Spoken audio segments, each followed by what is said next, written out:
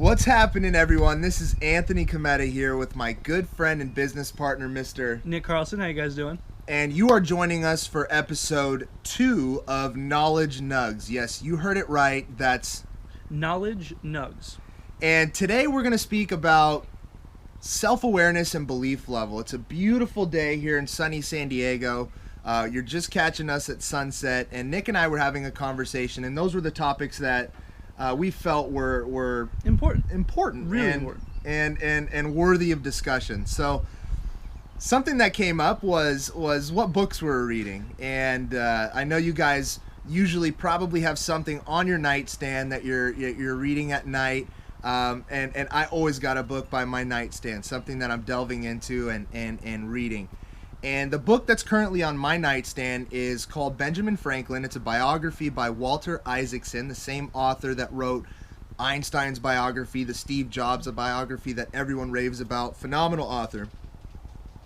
But something about this book that really stood out to me was the way that he was able to humanize such a historical figure with the status of Mr. Benjamin Franklin. Such an icon, a forefather, someone we learned about extensively throughout our young education, into, even now. Obviously, I'm 25 and I'm still learning about him.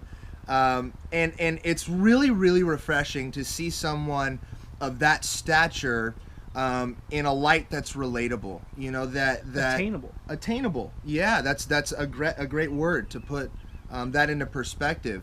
It's so often that we look at people like Bill Gates or Warren Buffett or people of the past, Martin Luther King, Steve Jobs, people that have been on this earth that have done incredible things.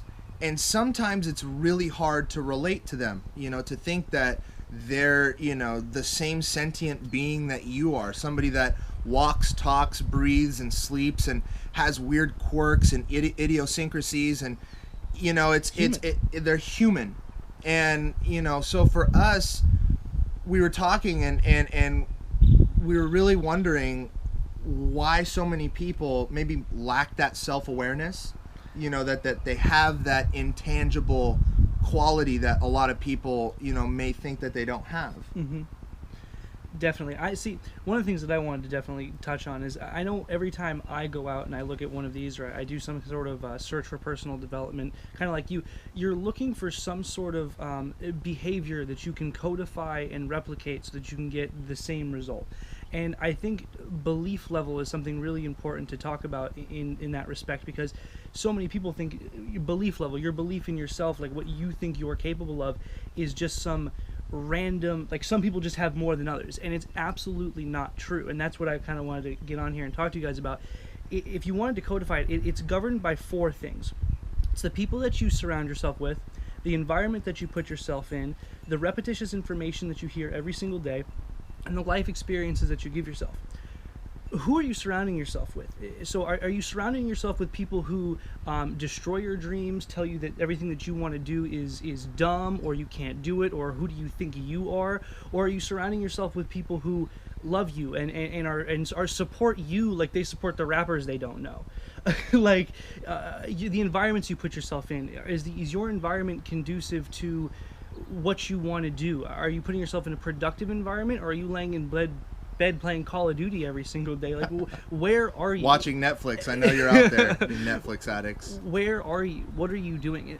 Third, the repetitious information that you hear every single day. So what are you listening to? What are you learning? If you're passionate about something, are you better today than you were yesterday? If not, what are you doing? What are you listening to? Is it affecting how you're doing? And then 4, probably the most important, it's the life experiences that you give yourself. You don't believe that you can do something?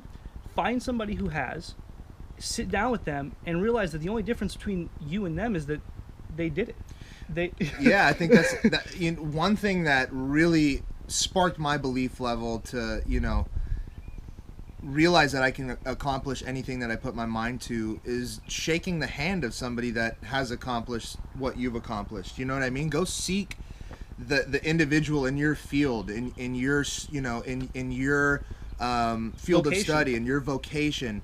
Find that person that's killing it and shake their hand. Realize that oh my gosh, like they have a pulse, they're real, you know, like They're this human. is possible, they're human.